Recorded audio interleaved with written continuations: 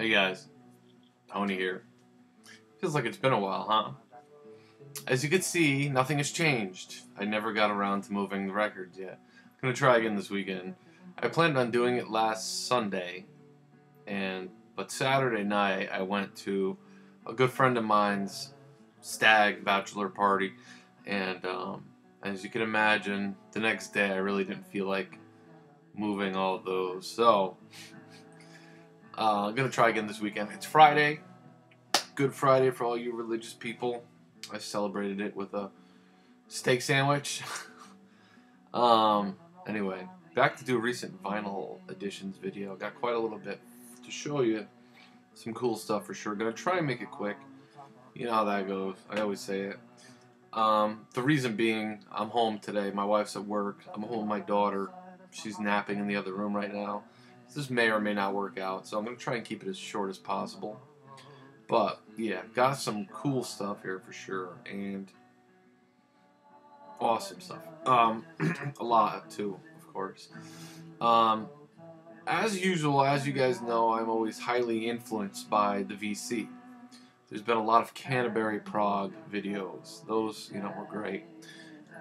as it would have it, as coincidentally. I was expecting 2 Canterbury Prague records to come in the mail, and then I saw all these videos. But yeah, and then I saw the videos and didn't know about a couple records, and they were in my local store, so I grabbed them. So I have a few Canterbury Prague related things to show you, and some just Prague in general. My one local store has been getting in a lot of really cool Prague records, and all just beautiful, and I'll get to that. But there's a mix of everything in here, so good stuff. But I'm going to start with this, because I haven't shown it yet. My copy of Derek 3. Everybody got this, and Derek, I'm so happy for you. Just such a cool, it's just a beautiful record. I'm going to make a separate video talking about this, because I do want to add some things, just sort of give my thoughts. But I snoozed. I didn't order it right away, and I got a black copy, black vinyl. And to be honest, in all honesty, I would have ordered a red, had I not missed out. But I'm glad I didn't, because the black, to me, is just beautiful with the red label. I'm not just saying that either. I'm glad I got a black copy. Plus, I'm not a colored vinyl guy either, to be honest. I mean, sure, it's cool to look at, but honestly, I have some colored vinyl I think just sounds like shit. So, I got a black copy, and I'm happy with it. And I'll make a separate video talking about this. But yeah, very cool stuff, Derek. I have the CD, so I've been listening to it for a while. This next one was a freebie. It's a pretty good thing, too, because, I wouldn't pay it for it. It's a little bit beat, and for what it is, too. Chicago, they're the very first record, I believe, when they were so-called Chicago Transit Authority. Been wanting to check this out. 2 LP set. If it's their debut, it's kind of amazing their debut was a 2 LP thing. But anyway, turns out I know a lot of the tracks on here, and it's great stuff. Chicago's early work is pretty cool, pop, really. And, but yeah, cool to have. This one I was really happy to find at a very affordable price, because I've seen it go for a lot more, and just I didn't want to pay that for it, But the band, The Last Waltz. If I may be mistaken, but I believe originals came in a box, if I'm not mistaken. This is just a thicker sleeve, 3 LP set. LPs are just immaculate, like unplayed, for $4. And it's, the Last Waltz, of course, was a concert performance the band put on. They were going to break up, and they invited all their friends to come play. And Martin Scorsese made a movie out of it, a documentary. And, I'm sure you guys know Paul Butterfield, Eric Clapton, Neil Diamond, Bob Dylan, Emmylou Harris, Ronnie Hawkins, who I believe the band started with Ronnie Hawkins as the Hawks, Dr. John, Joni Mitchell, Van Morrison, the Staple Singers, Ringo Starr, Muddy Waters, Ron Wood, and Neil Young. Okay, Neil Young, of course, being a big motivator for getting this. If you don't know the story, if you've seen the movie, or may not have heard the story, But Neil Young came out and played Helpless. Joni Mitchell sang background on it. And what's funny is there's a story that talks about this, and take it as you will. They were partying backstage, of course, mid to late 70s. They're partying pretty hard, and Neil came out and played Helpless, and apparently he had an enormous chunk of cocaine in his nostril, highly visible. And they made jokes out of it, saying, 2 grams hanging from his nose, like this enormous thing in his nostril. And Scorsese and Robbie Robertson wanted to keep it in the movie. But Neil and his manager just they balked. No way, that's not staying in there. So this was before the days of digital editing. So they had to go frame by frame and sort of black this thing out, if you can imagine. And they made jokes saying it was probably the most expensive cocaine ever bought because of the cost that it took to get this thing blacked out of in the shots. And it's just another example of how Neil is so totally perfectionist and weird and everything. But I mean, you can also understand probably why. But anyway, yeah, The Last Waltz, beautiful for $4. I mean, this one is very interesting, and probably the longest I've ever waited for a record to come. I pre-ordered this record in October, and it came yesterday. I didn't think it was going to come. I wrote the label, it's a small label, actually in Connecticut. It's a local band, and I had no idea about this, and I gotta thank YouTuber, I believe Craigard. If I'm saying your name wrong, man, I'm sorry. I don't think you make videos, but he hipped me to this. And man, it's fantastic. He told me to check it out. I listened to some sound bites, and I was like, this is awesome, So I pre-ordered it, and it just never came. And, I sort of, wrote the owner of the label a couple times, and, he assured me all is well, and it finally came. And what's interesting was that this is a very limited thing, 500 only. And I got it yesterday, and I looked it up on Discogs, and there's 2 copies up there, one for $165 and the other for $185.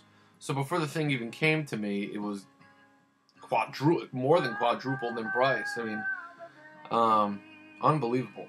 And I saw Dan in Canada got this. He showed his copy in, I think, his last video. I'm like, this label's in Connecticut. I live in Connecticut. I'm like, what the hell? He got his. Where the hell's mine? It finally came. So the name of the band is called Have a Nice Life. And the name of the album is called Depth Consciousness. Alright? And this is a concept album, and it's very ambitious. To describe the music, it's a mix of a lot of different genres. It's very dark. Picture dark shoegaze, dark ambient, metal-y sort of. There's so many things going on. Industrial sort of sounds going on here, but it's a concept album, and it's a very sort of convoluted. It comes with this big booklet with this story, and I think it's based on a historical figure. I just got the thing, so I got to spend more time with it, but really good stuff. I got to say, I'm really happy to get it. So thank you, Craigard. I forget your first name. Really appreciate you letting me know about this, and very happy to have it. Very ambitious again. I got to spend more time with it. So, very cool stuff. This one, another one that I knew about, didn't really think much of it. I saw a few people showed it, and I grabbed it. And this is it's excellent. I've been getting into this quite a bit. It's basically a noise record, if you will, sort of free rock, if you will. Just thrashing, noisy stuff. Jim O'Rourke. I don't even want to even try and pronounce it, but Jim O'Rourke, Kenji Hano, who I believe is pretty well known in Japan, musician, noise, sort of experimental, and Oren Habarchi. I don't know. And it's this album, and it's excellent. I guess they get together once a year and record, and very free sort of stuff, and it's definitely a reflection of that. And I've been really getting into Jim O'Rourke quite a bit. I mean, the guy was just brilliant. Is brilliant. This is limited, I believe, to 1,000 copies. Very happy to have it. Do check it out if that sounds like your sort of thing. Excellent. This is an unofficial pressing of this, and very happy to have it. It's a compilation, Nico. And it's all in German. I think it's Swan Song, the name of Swan Song something or other. The Lonely Girl. I'm not going to try and pronounce it, but it's a compilation, 1968 to 1985, and it's basically outtakes from the Marble Index, Desert Shore, and a couple live things, and it's very, very good stuff. I mean, Nico is just the bomb. I mean, just so... She didn't get enough credit. She really didn't. She had brilliant stuff going on. Of course, a lot of it with the help of John Cale, who produced a lot of this stuff. But yeah, Nico. Very happy to get this. Unofficial. This one, I'm pretty sure it's been shown in the community. I know I heard about it somewhere, and I'm really glad that I got this. I kind of took a risk on, and it's fantastic. Sort of electronic-y, sort of, I guess you could almost classify it as sort of techno, but it's not dance at all. You can't really dance to this. Nicolas Jarre, if I'm saying that right, Jarre. Space is Only Noise. This is a fantastic record. It really is. It's weird, but it unfolds. It's just a beautiful, beautiful record, and I guess he's pretty much making a name for himself with his work now, and I don't know, there's not much else I could say about it right now, but it's really, really good, so I do recommend checking it out. You know, electronic, but there's more to it than that. It's hard to say. Came out last year, I believe. Good stuff. I'll probably talk about that more in the future. I'm really into it. This is a 12-inch single, actually. Spaceman 3, Take Me to the Other Side, classic track. But also has two other tracks, Soul 1, and That's Just Fine. Love Spaceman 3. And the song Take Me to the Other Side will come into play again in a moment, actually, strangely enough. But yeah, cool stuff. This is fantastic. Really happy to get this. Again, I think it's an unofficial pressing, but Kraftwerk, Computer World, definitely has become one of my favorite Kraftwerk records. I mean, I haven't heard everything by them, but this is fantastic. It reminds me a lot of Trans by Neil Young, just that computer electronic sound, you know, but fantastic stuff. It's on a clear yellow vinyl, so I'm pretty sure it's a bootleg. But yeah, excellent stuff. Put out in 1981. So yeah, excellent. This one, awesome. Sonic Youth, Murray Street. This is fantastic. This reminds me a lot of their earlier work. It just, at times. And Jim O'Rourke is actually a member of the band on this album. I don't know how long he was a permanent member, but he's credited as a permanent member on this album. Just guitar heaven, really. I mean, guitar just, of course, that's what Sonic Youth is known for, but awesome. Love that artwork, too. It's just such a cool cover and excellent stuff. The Empty Page and Disconnection Notice, the first two tracks are fantastic, but also Karen Revisited, very noisy. Rain on Tin, Plastic Sun, Sympathy for the Strawberry. Cool stuff. Sonic Youth, man. I haven't heard anything bad by them. I honestly haven't heard all their albums. But, yeah, excellent. Alright, so I mentioned Spaceman 3. So I finally picked up The Men. I don't know if it's their debut LP, long play album, but Leave Home.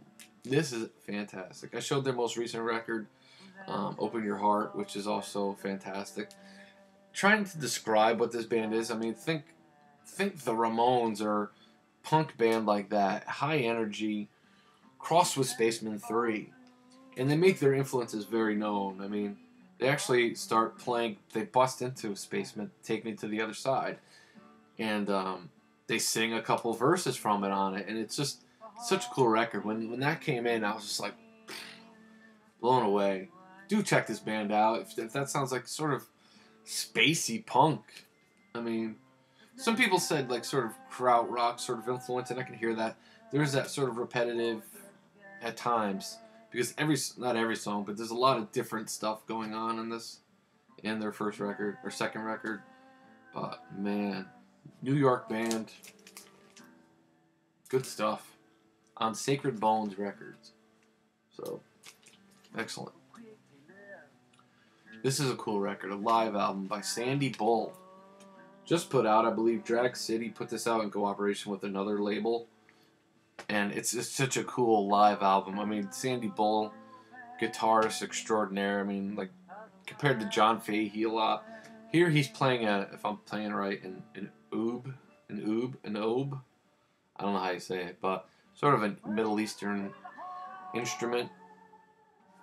Cool live album. And he's playing with pre-recorded bass tracks and some other pre-recorded bass and guitar tracks and an early Rhythm Ace drum machine. But it's a fantastic live album, and his banter in between songs is very entertaining. So, live in 1976, Sandy Bull. Couple post-punk records, both by the same band. Very happy to finally get these records. This one I've known about for a while, but I never heard the other one I'm going to show. But anyway, Gang of Four, Entertainment. It's a reissue. Classic post-punk. I mean, very politically, socially, a lot of political and social commentary in their lyrics, but it's just interesting post-punk, just great stuff, classic. And I picked up that's their debut, by the way, and their second album, Gang of Four, Solid Gold, very good as well.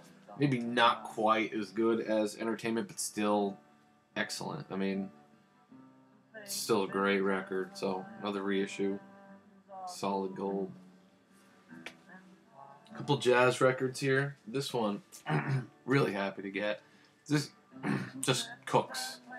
Eric Dolphy, Live in Europe, Volume 3. Alright, so I don't know Volume 1 or 2, but I got Volume 3, and it's excellent. Only 3 tracks. And In the Blues, which is the second side, it's 17 minutes. Eric Dolphy is just becoming one of my favorite jazz players, and his career was cut short, but he accomplished quite a bit.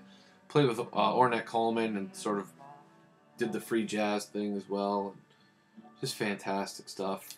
This is probably a reissue, or it could be an original, depending on when it originally came out on Prestige, for $7, near mint shape. So very happy to get it. This one, didn't know much about this. It's on the Black Jazz label, and again reissue, but I bought it used. Again, $7. Doug Karn, Infant Eyes, and just a really good jazz record. I mean, nothing that groundbreaking to me, but still just an excellent album just to put on. And they do a cover of, what track was it?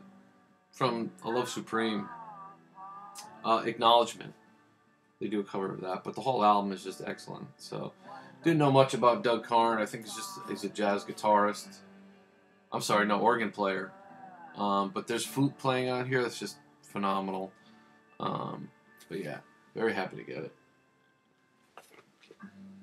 This one's so happy to finally get this one. And it's funny, Derek just showed this, and I'm like, I just picked that up literally like that day or the day before. Miles Smiles. I swear every video I got Miles Davis records, and this is a near mint original pressing of this on Columbia. I'll take this one out. Still on the shrink wrap. Just absolutely beautiful. Show you the label real quick. What are we at here? Already 19 minutes. I gotta get moving. Columbia. Beautiful, beautiful shape. So very happy to get this. And I finally got Miles Davis. I'll take this one out too. New reissue, but still Pangea. Very, very good stuff. Taken from the same day as Agartha, but not as good. This is the evening set. Agartha was from the afternoon, and quite frankly, Agartha just blows us out of the water. There's not a ton going on here, but it's still very, very good. I think it's just, Agartha is so good that to compare the two, it's like, but yeah, same date, played in Japan, I believe, where was it recorded again?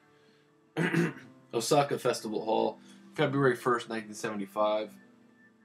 Again, I gotta give props to Pete Cozy.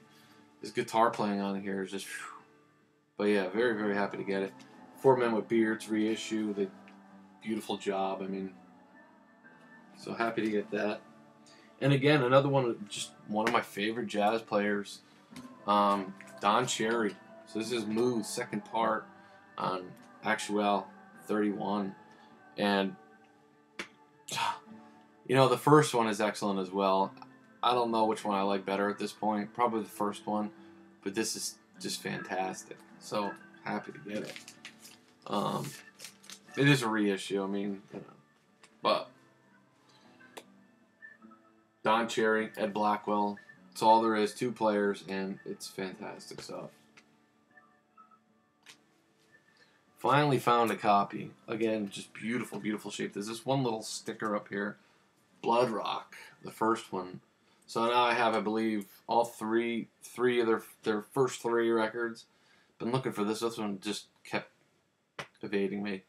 But yeah, just an excellent rock album. I mean, you guys know, I'm sure, Blood Rock. Now this one I gotta thank Mike, Bostonian Reggie, for. I knew of this album, but didn't know anything about it. I knew of this guy, obviously, but didn't know what this record was like. I'd seen it around and stuff, but I finally grabbed it. Bruce Palmer, The Cycle is Complete. This is a fantastic record. Just so good. I don't even know what to call it. It's sort of like, it's like jazzy psych folk, if you will. It's hard to classify, but it is fantastic. It's pretty much 3 or 4 instrumental tracks. There's a little bit of vocal on there, but nothing. The vocals aren't prominent. They're just sort of there. It's weird. The vocals are actually done by Rick James. Super freak, Rick James. For those of you who don't know, Rick James was then called Rick Matthews. And he was in a band with Bruce Palmer and Neil Young before the Buffalo Springfield. And a lot of people can't believe that. But yeah. And record the Maya Birds, however you say it. They're putting out a 7-inch single on Record Store Day of that band. So looking forward to that for sure. But yeah, Bruce Palmer, The Cycle is Complete. Just an interesting record for sure. Check it out. I highly recommend it. Yeah. This one, I couldn't believe how good this was. Fred, I gotta thank you for this because you raved about this record. And man, it is so good. I didn't know what to expect, to be honest. It's actually my first, not counting Aphrodite's Child, 666. This is my first Vangelis record, The Dragon. So The Dragon is Vangelis, and he did some sessions for BYG. And I guess he wasn't happy with them. BYG, I think, put him out without his permission. And he has since, they've been since out of print. He's kind of saw to it. Until, I believe, Finders Keepers put out Who Killed the Dragon, which is basically this album and some other songs from those sessions. The title track, Who Killed the Dragon, is the whole first side, and it is just unbelievable. Very sort of primal rhythm with like guitar and just it's hard to describe, but it's fantastic. Do check this out. This is that good. It's not the easiest record to come by, and amazingly, I finally found a copy online and bought it. The next day or the day after, they had this in my record store. And I couldn't leave it. Couldn't leave it. So I now have 2 of these in my possession. One of them is going to somebody else, but if you can find it, do pick it up because it is fantastic. This one, again, very happy to find this. I'm going to move quickly here. It's already at 25 minutes. Brian Eno's Discreet Music. Fantastic. His ambient work. Very happy to get this. Beautiful, beautiful shape. $9. It was in the same collection as the Vangelis. They had just come into the store, and I was lucky to be there, so very happy to get that. This one, so happy to get this. Zeke the Geek just showed the band's first record, which I have. This is their second. Pearls Before Swine, their second album. Balaclava, however you say it. I want to keep saying Balaclava, but I don't think that's how it's actually said. Psychedelic folk, you know, Pearls Before Swine. This is very much a protest record, anti-war record. If you see the cover there, it's like this war scene, or it's like death. I forget what it's actually called. The Triumph of Death is the name of the cover art, you know? But it's fantastic. I love this band. Thomas Rapp. They do a cover of Suzanne by Leonard Cohen, which is one of my all-time favorite songs. So, very happy to get this in beautiful shape. This one thing about this I read is that this is an original. It's on ESP disc, but some of the originals came with an inner insert of lyrics, and some didn't. Mine has it, so very, very cool. It's this long sheet of lyrics. So, very happy to get this, man. Yeah, an ESP disc, Pearls Before Swine. This one has been in my store for a while and didn't really know if it was any good or not. I'll just show it. It's L by Steve Hillage. Fred just showed this, and Derek showed it as well, I believe. And that was sort of my inspiration for finally picking it up. They sort of raved about it. It is a promo copy in just absolute mint shape. Came from a radio station, as did a couple of these I'm going to show. Fantastic stuff. Steve Hillage, of course, was in Gong, and had an excellent solo career. I have Fish Rising. This is fantastic. He opens with a cover of Hurdy Gurdy Man. There's a couple covers on here, but It's All Too Much by the Beatles. Really cool record. And yeah, for $15, just near mint. This one I've been after for a while. I've been after just about anything by this band. It's just so hard to come by. This one was already coming, and it's been shown a number of times now recently. But I'd already won it on eBay. Gong. Camembert Electrique, if I'm saying that right. I think maybe their first official album is Gong.